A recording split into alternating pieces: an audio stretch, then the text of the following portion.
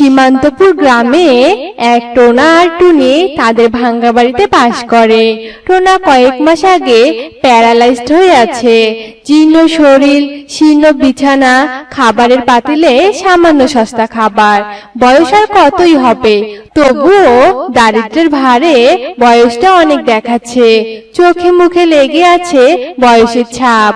দেখে মনে হচ্ছে তার মৃত্যুর জন্য প্রহর গুনছে।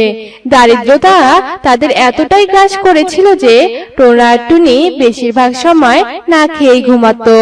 এই তো সেদিনের কথা। কত ভালোভাবেই না দিন কাটাচ্ছিল তারা।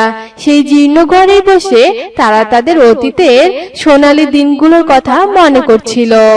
টুনি, এই টুনি, শোনো, আমি বাজারে যাচ্ছি। তোমার কি কি বাজার লাগে আমাকে লিস্ট করে দাও। আর তোমাকে যা যা খেতে ইচ্ছে করে সব আমাকে লিস্টে করে দাও।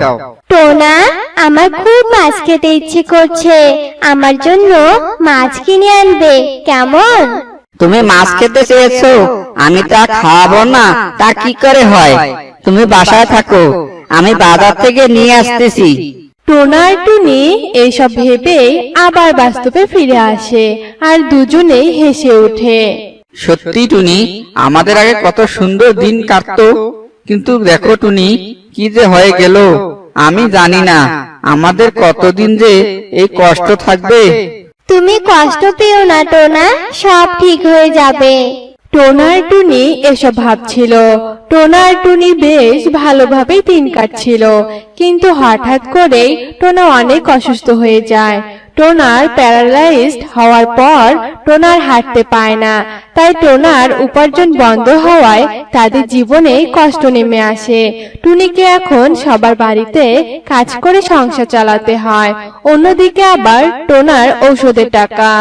টুনি, বড্ড খিদে পেয়েছে গো। ঘরে কি কোনো খাবার আছে? থাকলে আমাকে একটু খেতে দাও তো। খিদেতে আর আমি থাকতেই পারছি না। ঘরে তো আর কোনো খাবারই নেই, যা ছিল সেগুলো তো কাল রাতেই শেষ। এখন আমি আর খাবার কোথায় পাবো? পায়রার বাসায় ধার চাইতে গিয়েছিলাম, কিন্তু পায়রাও আমাকে ধার দিল না। সবাই আর কত সাহায্য করবে? এইদিকে তোমাকে রেখে আমি কাজেও যেতে পারি না। আমি তোমার ঘাড়ে বোঝা হয়ে আছি টুনি। আমি তো হাঁটাচলা করতে পারি না। আমি জানি তোমার অনেক কষ্ট হয়, তোমাকে সবার বাসায় কাজ করতে হয়। এই কথা বলে টোনা অনেক কাঁদতে থাকে। তখন টুনি বলে, তুমি কেঁদো না টোনা, আমার একটুও কষ্ট হয় না। আমি তো ঠিকভাবে তোমাকে খাবার দিতে পারি না, তোমাকে চিকিৎসা করাতে পারি না। তোমাকে ঠিক চিকিৎসা করাতে পারলেই তো কবেই সুস্থ হয়ে যেতে, বলো? তখন টোনার সাথে টুনি অনেক কাঁদে। এভাবেই অনেক দিন কেটে যায়। একদিন টুনি টোনার পাশে মনমরা হয়ে ভাবতে থাকে, কি ব্যাপার টুনি, তোমাকে আজ এত চিন্তিত দেখাচ্ছে কেন? তুমি কি কোনো কিছু ভাবছো? হ্যাঁ টোনা, ভাবছি তো অনেক কিছুই। আচ্ছা টোনা, আমাদের এই জঙ্গলে তো সবজির অনেক চাহিদা। আমি যদি সবজি বিক্রি করি তাহলে কেমন হয় বলো তো? আর আমাদের তো সবজি চাষ করার মতো জমিও আছে। তুমি তো একদম ঠিক কথা বলেছো। তুমি সবজি বিক্রি করে তুমি অনেক লাভবান হবে টুনি।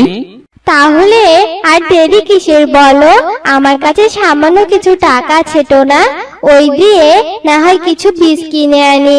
তুমি বাসায় থাকো টোনা। তারপর টুনি কিছু বীজ কিনে আনে আর সেই বীজ জমিতে রোপণ করে। আর কিছুদিন পরেই অনেকগুলো সবজি ফলে। এত সবজি দেখে টুনি অনেক খুশি হয়। বাহ, সবজি বাগান তো বেশ ভালো হয়েছে। তাহলে এবার আমি বেরিয়ে আসি। এরপর টুনি একটি ঝুড়িতে সেই সবজিগুলো তুলে নেয় আর ঝুড়িটি মাথায় নিয়ে টুনি জঙ্গলের পাখিদের বাসায় বাসায় ঘুরতে থাকে। সবজি নিবেন গো, সবজি, টাটকা টাটকা সবজি। দিদিরা বৌদিরা সবজি নিবেন, সবজি, টাটকা টাটকা সতেজ সবজি। টুনির চিৎকার শুনে পাখিরা টুনির কাছে আসে আর টাটকা সতেজ সবজি দেখে অনেক খুশি হয়। তখন শালিক বলে, টুনি, আমাকে 1 কেজি সবজি দাও তো। তারপর টুনি শালিককে 1 কেজি গাজর দেয়। এভাবে সব পাখিরা টুনির থেকে সবজি কিনে নেয়। আর এক পর্যায়ে টুনির সব সবজি বিক্রি হয়ে যায়, যা দেখে টুনি অনেক খুশি হয়। তখন টুনি মনে মনে ভাবতে থাকে, আজ তো সব সবজি বিক্রি হয়ে গেল, তার মানে আজ থেকে আমাদের না খেয়ে থাকতে হবে না। আমি আজ বাজার থেকে মাংস কিনে নিয়ে যাব। কতদিন টোনাকে ভালো মন্দ খাওয়াতে পারি না, টোনা অনেক খুশি হবে। তাছাড়া আজকে টোনার ওষুধও নিয়ে যাব। তারপর টুনি কিছু ভালো মন্দ বাজার আর টোনার জন্য ওষুধ কিনে নিয়ে যায়। আর এত কিছু দেখে টোনা বলে, কি ব্যাপার টুনি, আজ এত কিছু কিনেছো? সবজি সব বিক্রি হয়েছে নাকি? হ্যাঁ টোনা, সব সবজি বিক্রি হয়েছে। এবার তুমি খেয়ে নাও তো। এরপর টোনা আর টুনি সব খাবার খেয়ে নেয়। হ্যাঁ টুনি, আজ কতদিন পর এমন তৃপ্তি করে খাবার খেলাম। এভাবে বেশ কয়েকদিন কেটে যায়। আর টুনি প্রতিদিন সবজি বাগান থেকে সবজি তুলে বিক্রি করত। আর টুনির সবজিগুলো সতেজ আর টাটকা থাকার কারণে সবাই টুনির থেকে সবজি কিনতো। দিন দিন টুনির সবজির চাহিদা বাড়তে থাকে। এভাবে টুনি সবজি ওয়ালি বলে পরিচিত হয়।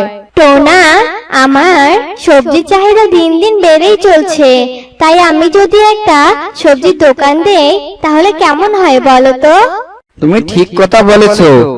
আর যদি তুমি পাশের জমিটা কিনে নাও আর সেখানে যদি সবজি চাষ করতে পারো, তাহলে কিন্তু আরো লাভ হবে।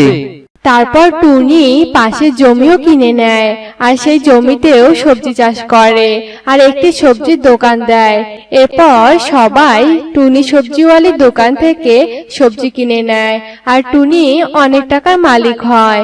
আর অন্যদিকে টোনাও চিকিৎসা করে সুস্থ হয়ে যায়। তারপর টোনা আর টুনি মিলে সবজির ব্যবসা করে আর অনেক বড় একটা বাড়ি বানায়। এরপর থেকে টোনা আর টুনি সুখে দিন কাটায়, তাদের আর কোনো অভাব থাকে না।